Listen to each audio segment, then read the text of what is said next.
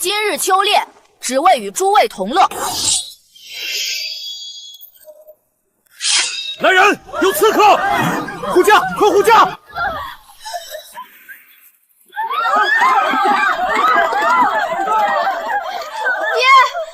娘，翠竹。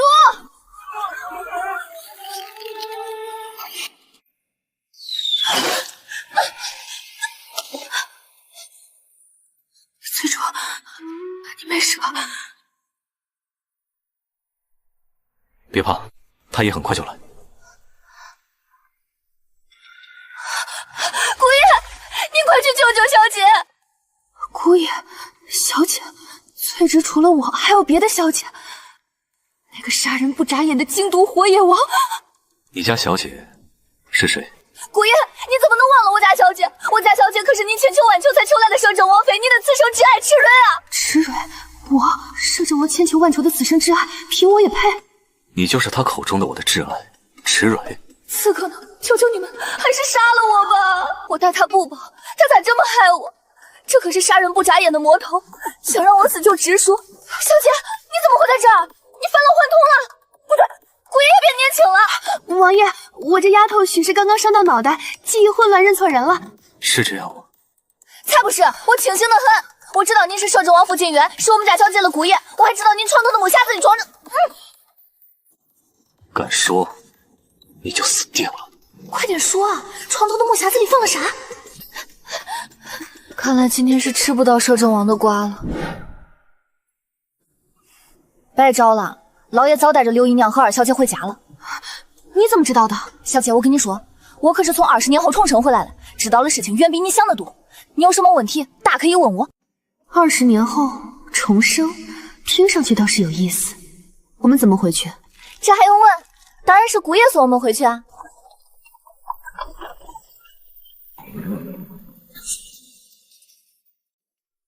池小姐这是跟家人走散了？是啊，姑爷，老爷带着姨娘和二小姐跑路了，您快送我和小姐回家吧，不然一会儿天快黑了。小姐，快上来！孤男寡女坐一辆马车，惹来非议咋办？再说我还定了亲。池小姐这是嫌弃本王的马车。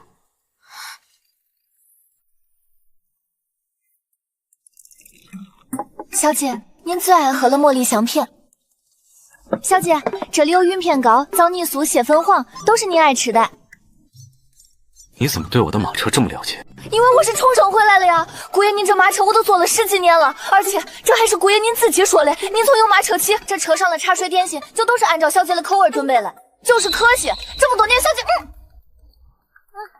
这福顺楼的枣泥酥真好吃，小姐您快吃。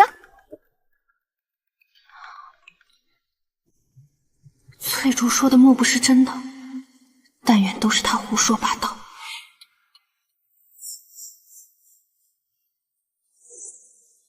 跪下！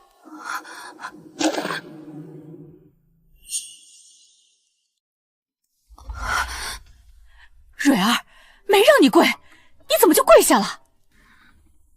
被摄政王吓得不轻，又被娘亲这么一吼，腿比脑子快。翠竹，你可知错？对不起，夫人，都是奴婢的错，是奴婢没有保护好小姐，您罚奴婢吧。我说的是这个事儿吗？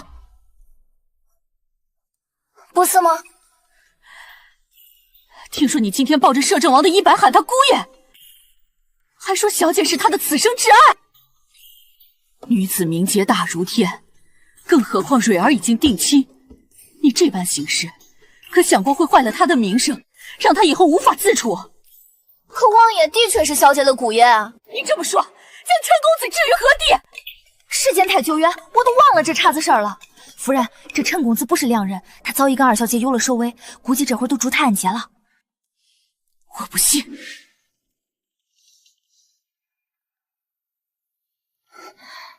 池飞远，郎君，人家肚子里可是有了你的血脉，你何时去我家提亲？不急，待我娶了你的嫡姐，夺了她的嫁妆，再风风光光迎你进门。美的你，我可不当妾。我怎么会舍得让你当妾？只要她进了门，我有的是法子让你当正妻。你们在看什么？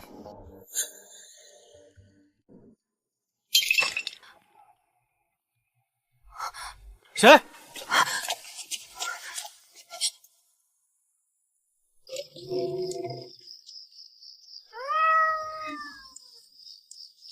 原来是猫啊！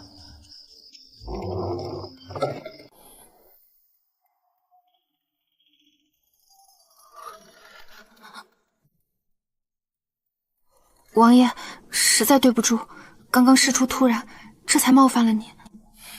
你一个弱女子，以后不要大半夜胡乱出门。今日万幸遇到的是我，如若是旁人，这人咋管这么宽？我啥时候出门跟他有什么关系？你刚刚也看到了，我不是一个人出门，我们是3个人。难道3个弱女子大半夜出门就不危险吗？你也不看看现在什么时辰？哪里是冷面阎王，分明是男嬷嬷。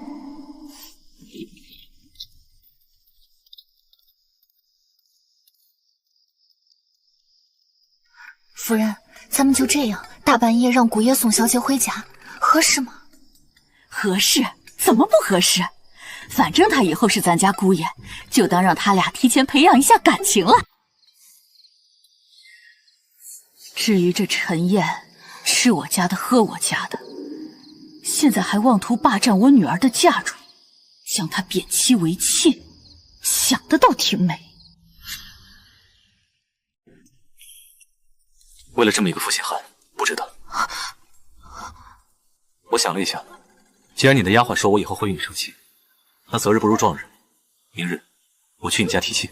先不论翠竹说的是否为真，就算是真的，明日提亲是不是有点快了？池小姐这是不愿意嫁给本王，这可是杀人不眨眼的活魔王，我一个五品官的女儿得罪不起的。能嫁给王爷是臣女的荣幸，可婚姻大事乃是父母之命媒妁之言，并不是臣女自己可以做主的。你说的对，那明日我便遣媒婆上门提亲，一切全凭王爷和爹娘做主，得赶紧回家找娘商量对策去。听说池小姐爱制香，我在山上有一个温泉庄子，里面鲜花四季常开，还有很多不可多得的稀有品种，瑶皇、魏子、18学士。你的庄子里真的有瑶皇、魏子、18学士？只要你答应嫁我，这个庄子我别当彩礼送你。那你明天一定要来提亲啊！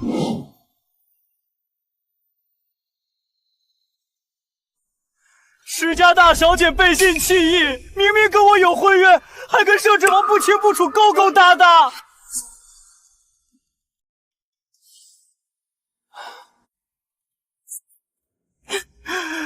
施家大小姐，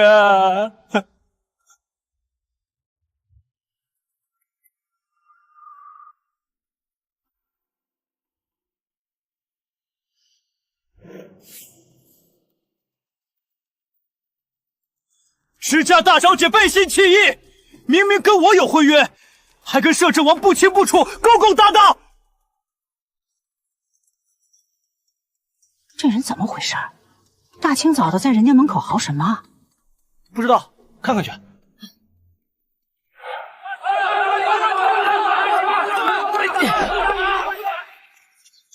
兄弟，这是干嘛呢？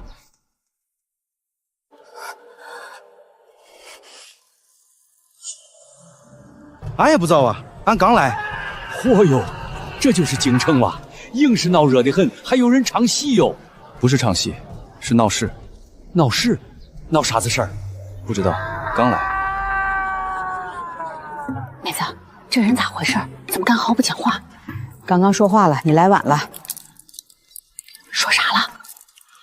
好像是什么背信弃义，勾勾搭搭。背信弃义，那很过分了。跟谁勾勾搭搭？没听清，好像是什么王。什么王啊？摄政王。你说谁？摄政王啊。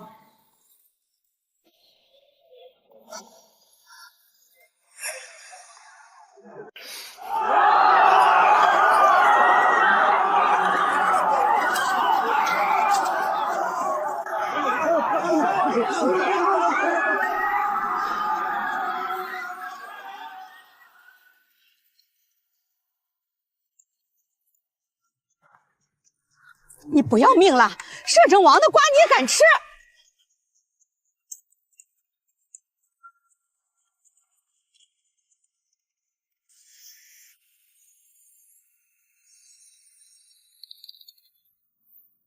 池蕊，你这个水性杨花的贱人，我定要上你！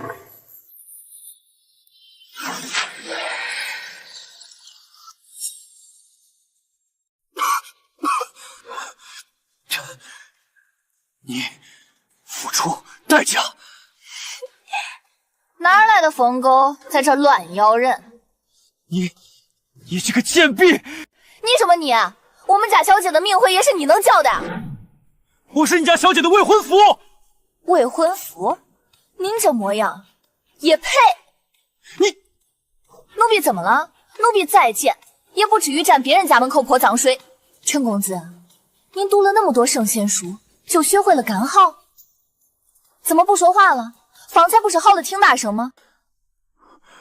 你什么你？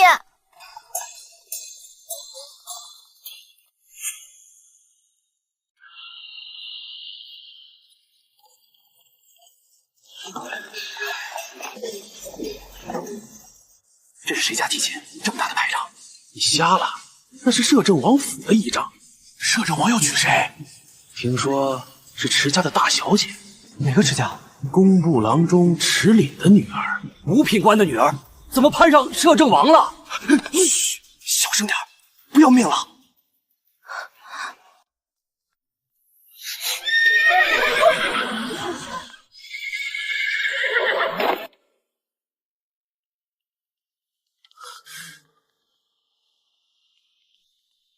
王爷，你不能娶池蕊。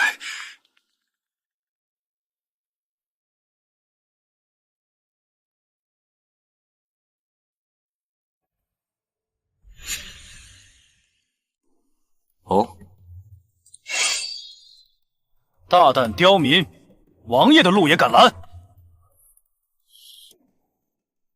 王爷，池蕊就是个水性杨花的贱人，她明明早就与我有婚约，却勾搭于你，妄图攀权富贵。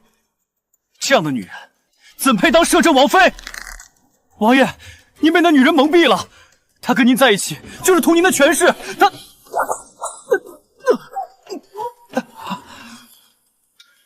你算个什么东西，也配评价她？王爷，我说的都是真的，您如果不信，大可以派人去查。查什么？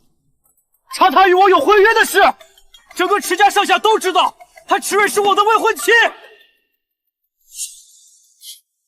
你说池蕊水性杨花，那你这种让未婚妻的妹妹珠胎暗结的男人，又该怎么评价？负心薄幸，薄情寡义。珠胎暗结？谁？好像是说池家二小姐。这瓜可够大的。王爷莫要胡说，我跟飞渊清清白白。清清白白是吗？需要我安排太医来为池二小姐请平安脉吗？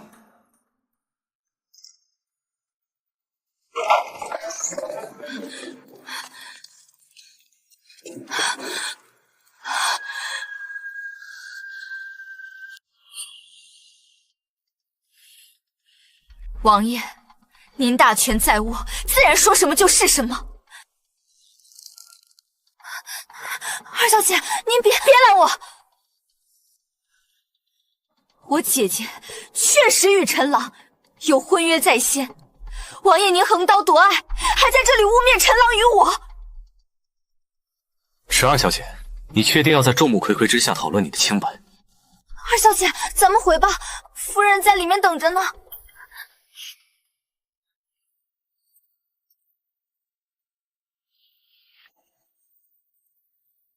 圣旨到，池府众人接旨。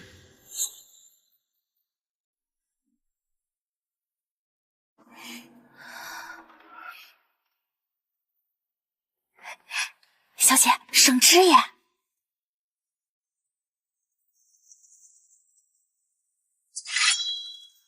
跪下接旨。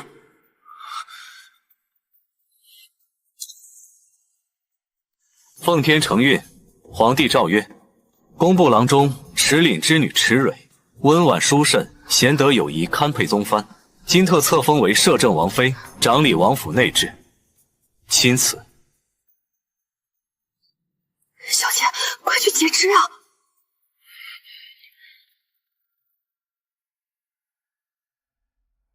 臣女谢主隆恩。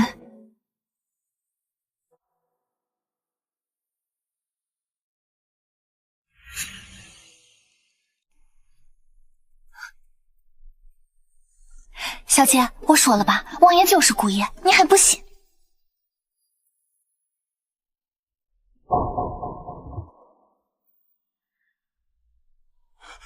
不可能！池蕊这个贱人怎么可能当上摄政王妃？她不配！来人，陈燕对摄政王妃不敬，杖责100。你们干什么？放开我！我乃是举人公名在身。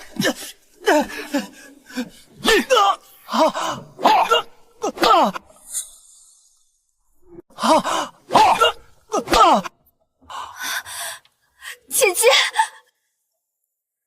二小姐有什么事？姐姐，你能不能什么？二小姐，您倒是把话说全呀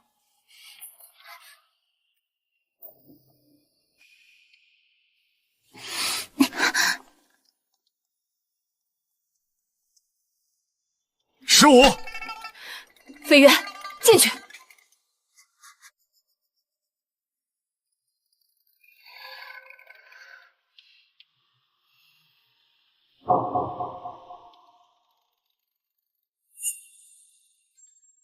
姐姐，二小姐，您有事儿？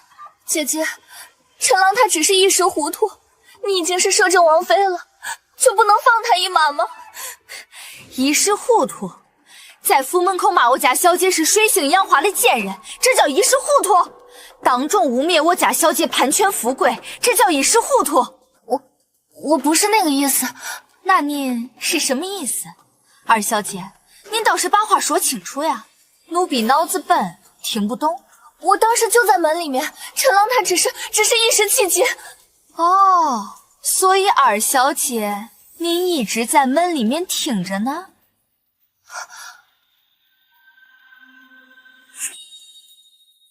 您听着陈公子在府门口辱骂我家小姐，也不出来拦一拦，这会子倒跑出来求情了。你什么你？陈公子骂我家小姐的时候，您怎么不跟他理论理论？说什么姐姐妹妹的，顾情是只在求情的时候才想得起来自己有个姐姐。你说的对，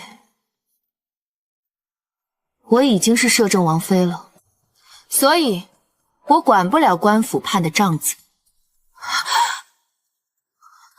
石蕊，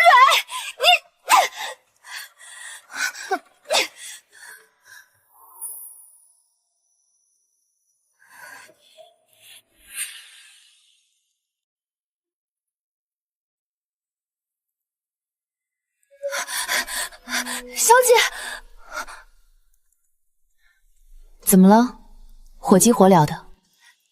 小姐，陈燕那个负心汉，他怎么了？他昨天受了那1杯板子之后，婆了。婆了？确定？千真万确。门房老张有个外甥在陈府当差，今早亲口说来，说是昨天被抬回去的时候就已经站不起来了，大夫来看过，说一条腿的筋骨伤得厉害，就算养好了也落不下个好。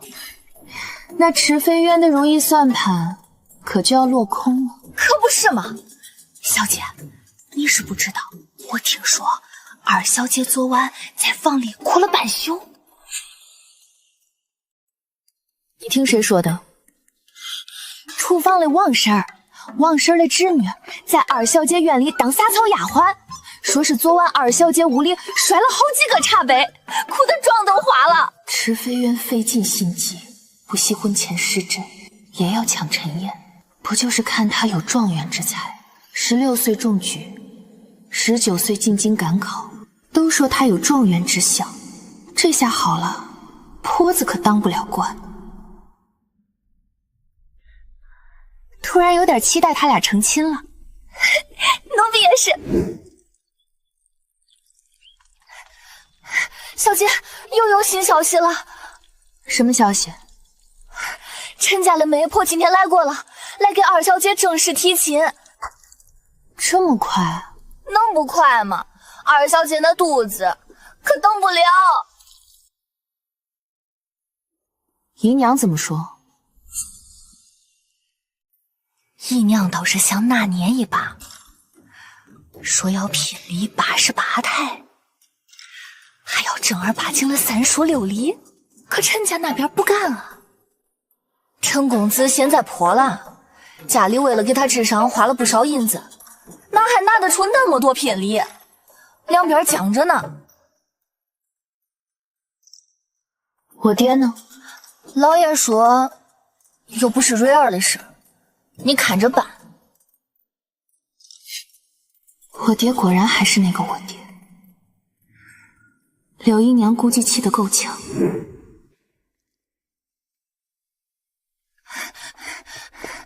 小姐，陈家的聘礼单子定下来了。多少？36胎。就这，还是二小姐亲自去找陈公子谈的。听说二小姐在陈府待了整整1个下午，回来的时候脸色铁青。36胎也不少了，烧不烧倒是其次，关键是二小姐心里肯定不痛快。她从小就什么都跟小姐拧逼，这下好了，恁的聘礼是摄政王府的排场，他的聘礼就36胎，差着10倍呢。你说池飞渊会甘心吗？甘心不甘心的，路是他自己选的，还能怎么着？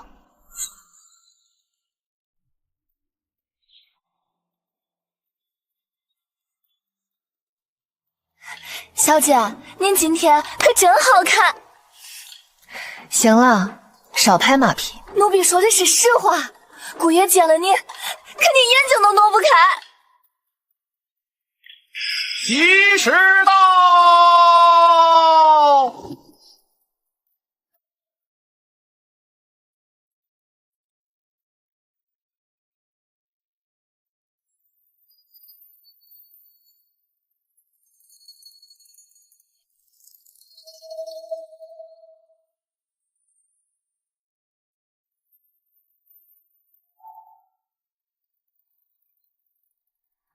二小姐今天穿的还挺朴素，哼。池蕊，你等着吧，你不可能一辈子都这么如意的。以后的事以后再说，至少现在我挺痛心如意的。二小姐，别误了吉时。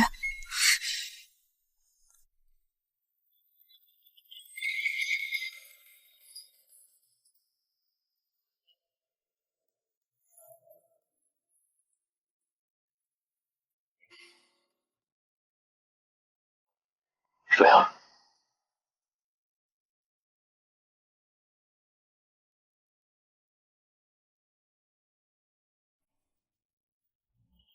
起！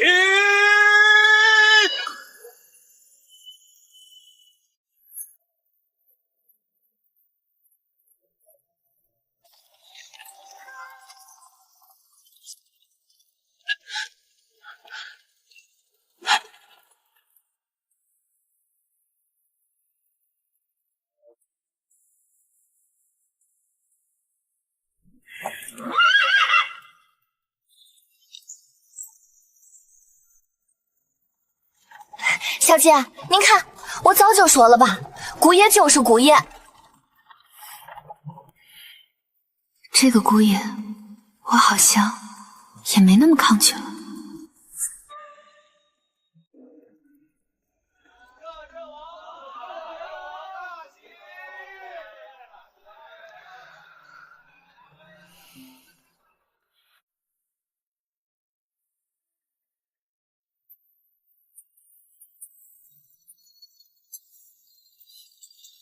竟然就这样为了一个温泉庄子把自己嫁了，还是嫁给令人闻风丧胆的摄政王。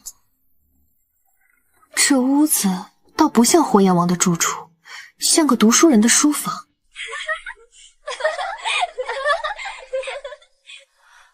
我家小姐在里面休息呢，你们别闹。哎呦，翠竹姑娘，您不去前头吃酒？今天可是大喜的日子，新娘子有我们伺候着就行了。不去，去吧去吧，前头摆了10几桌呢，姑娘你也去沾沾喜气嘛。不去。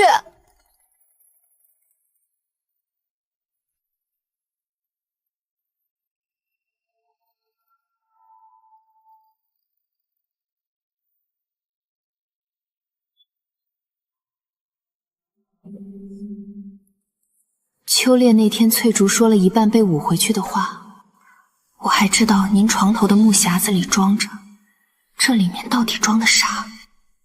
越想越要看。你在干什么？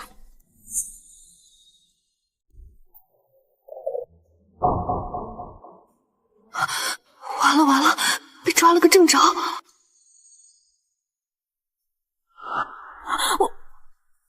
我就是看这个匣子放在枕头旁边，有点好奇。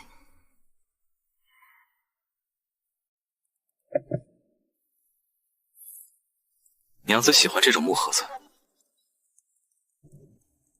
明天我让工匠给娘子做10个，想装什么就装什么。里面到底有啥啊？他这么紧张，越是藏，我越想知道。不行，明天一定要问翠竹。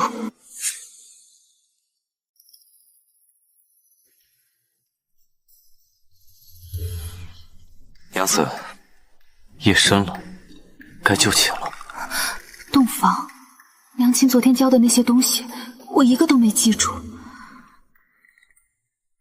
翠芝说姑爷上辈子爱小姐入骨，可那是上辈子的事，这辈子才认识多久？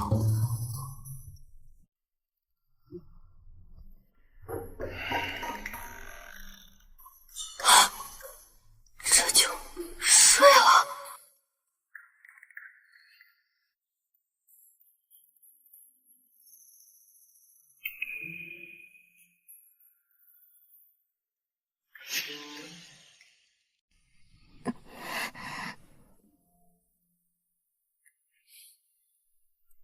睡吧。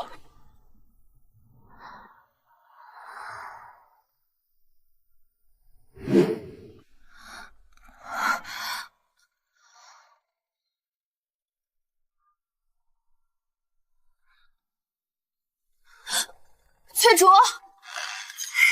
小姐醒啦！都这个时辰了，你怎么不叫我起床？姑爷不让。他说以后整个王府您做主，想睡到几点就睡到几点。嘴上说什么娘子夜深了该就寝了来吓唬我，转头却叮嘱丫鬟让我随便睡。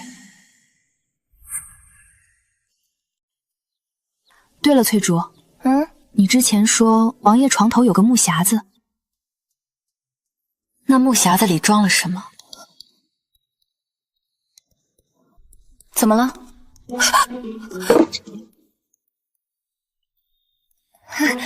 小姐，你问这个干啥？要么是天大的秘密，要么是有人拿刀架在他脖子上。傅锦渊大概属于后者。随便问问。小姐，早上备好了，有你爱吃的桂花糕，还有醒好的红豆粥，奴婢去给您端来。肯定有古怪。这是姑爷让人打理的。听说姑爷从几年前就开始整修这个院子了，尤其是那片牡丹，都是从洛阳运来的名品。从几年前就开始整修？是啊，姑爷说。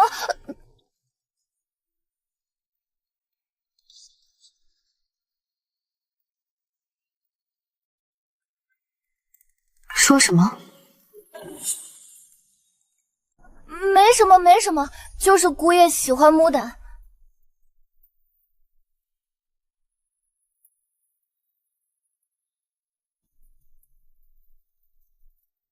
这也是姑爷吩咐了。王爷说王妃爱喝这个，让奴婢们常备着。他咋比我自己还清楚我爱喝啥？香谱，娘子喜欢这个。随便翻翻。这本《天香传》是前朝孤本，或许娘子会感兴趣。王爷怎么会有这个？从前在别处见过，顺手收的。小姐，古爷对您可真好。一本旧书就叫对我好了？古本呢？奴婢虽然不识字，但也知道古本是很稀罕的东西。姑爷说顺手收的，奴婢看呐，分明是专门给小姐您找的。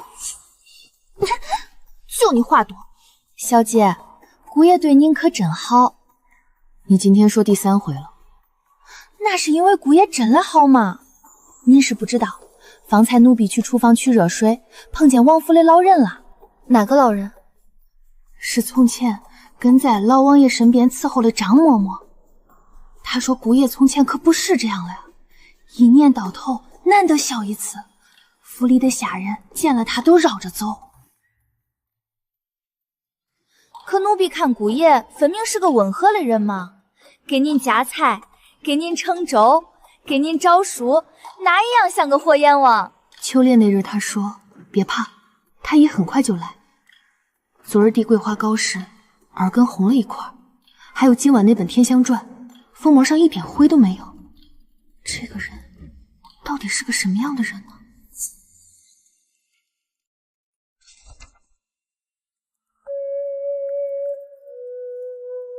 娘子还没睡，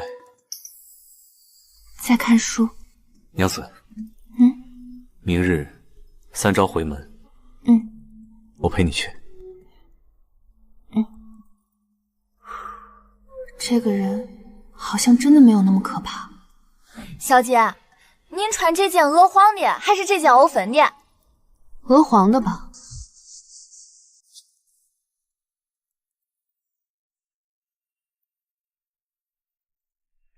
姑爷说今天要给您撑排场。他什么时候说的？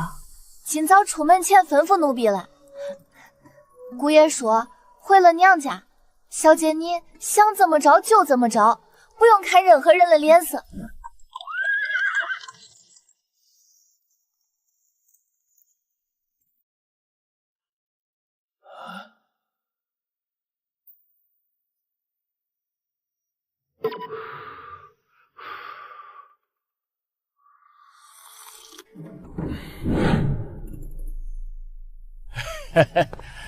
哎呦，王爷，可算是把您盼来了。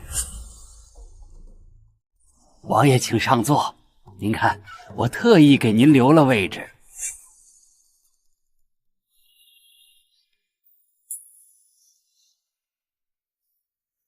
王爷，请坐。你是谁？我是池家的族长池正道。正道，这做的事儿可一点都不正道，还霸占我们家老爷夫人的位置。主子还没发话，你这个奴婢插什么嘴？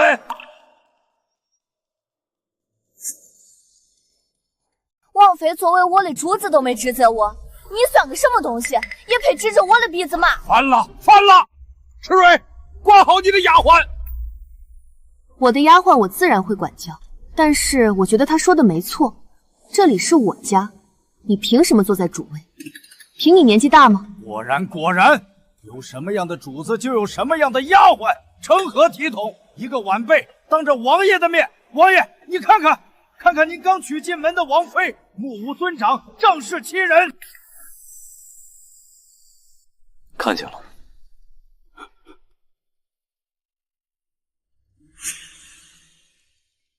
本王的王妃就是可爱。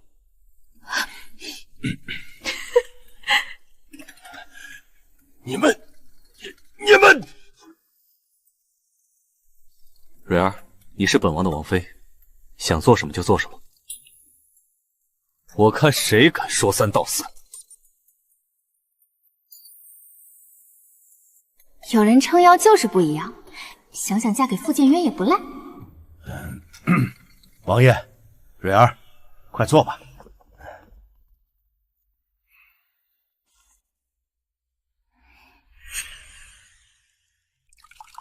王爷，来，再饮一杯。蕊儿，你自去歇着，我跟王爷有话说。爹，您少喝点儿。哎，今天是回门的好日子，爹高兴。王爷，我跟你说，我这个女儿啊，从小脾气就倔，您多担待。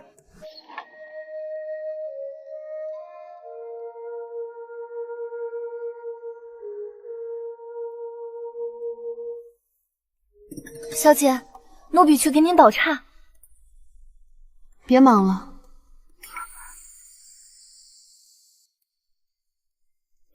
坐。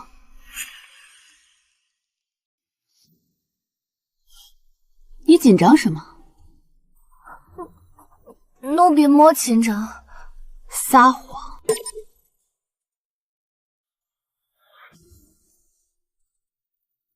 说吧。说什么？你从前从来没有这么无礼过，今天当着那么多人的面，你连族长大人都敢骂，这不像是你会做的事。那是因为他太过分了吗？是过分，但你从来不是冲动的人，你骂他是打心底里恨他，所以这个族长上辈子是不是对我做了什么？小姐，您怎么猜到的？因为你太反常了。平时你最懂分寸，见了长辈连说话声音都会放低。今天你指着族长的鼻子骂他不正道，要是没有深仇大恨，你做不出这种事。小姐，您不知道那个族长上辈子有多可恶。上辈子您按照婚约嫁给了陈烨那个负心汉，成婚之后，您发现他跟二小姐早就有了手尾，二小姐肚子里还怀了他的孩子。您想要和离，按照律法，男方有过错在先，女方是可以提和离的。你写了和离书，找族里来做见证。结果呢？结果族长收了陈烨的钱，他收了陈烨50两银子，当众说您私德有亏，说是您善妒不容人，反咬一口说和离不成立。最可恶的是，他说您犯了7处之条，要将您进猪笼。等等，你在说什么？什么成婚后发现池飞渊和陈烨的私情？我上辈子不是嫁给傅静渊了吗？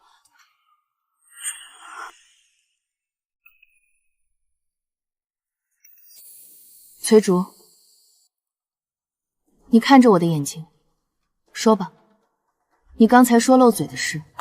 其实您上辈子原本是按照婚约嫁给陈烨的，嫁给王爷那是后来的事。你的意思是，我上辈子是二嫁嫁给傅静渊？那他呢？丧我后娶我的吗？没有，王爷爱你入骨，怎么可能娶别的女人？王爷从来没有娶过别人，上辈子没有，这辈子也不会。奴婢可以用脑袋担保。那你说他是怎么救我的？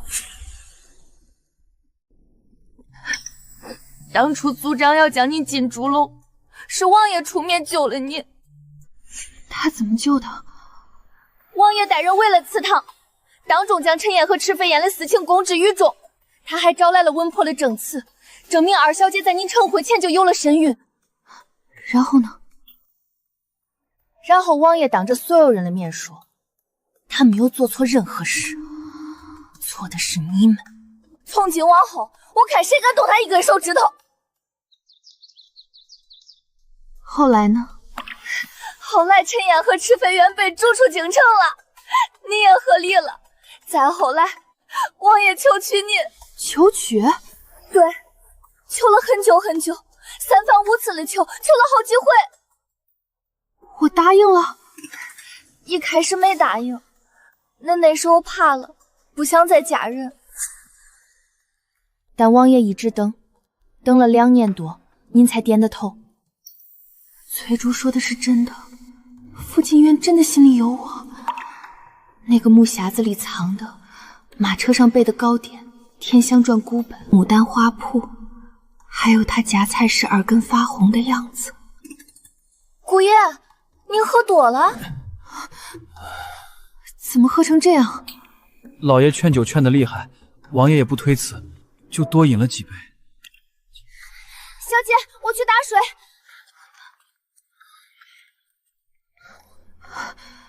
还挺重。说谁重呢？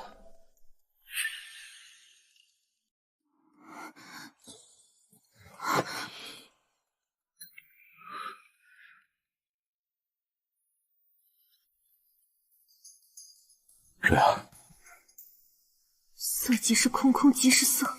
池蕊，你可千万别被男色冲昏头脑。柔，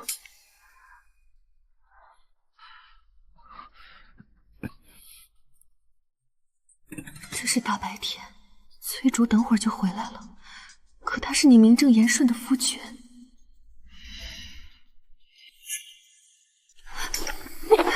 色即是空，空即是色，色即是空，空即是色。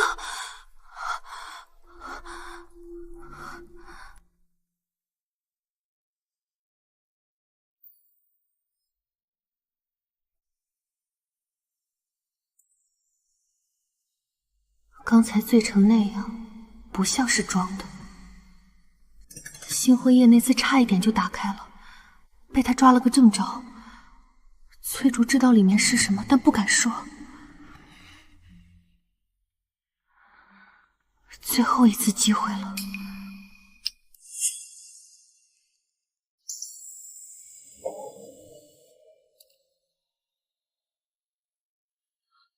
2年前弄丢的那块帕子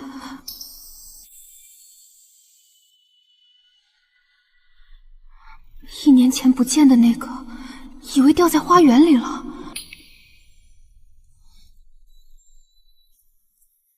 这只簪子戴了2年，8年前以为落在庙里了。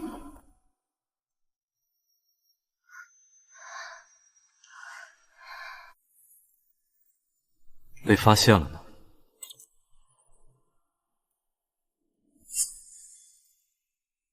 你装醉？不装醉。怎么知道夫人你竟然贪图我的美色呢？你胡说！是吗？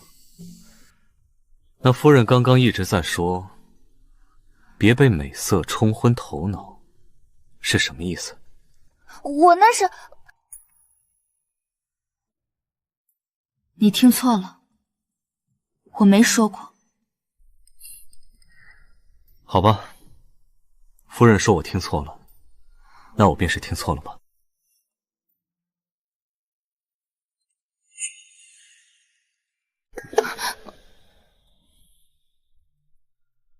但是夫人发现了我的秘密，该怎么惩罚你呢？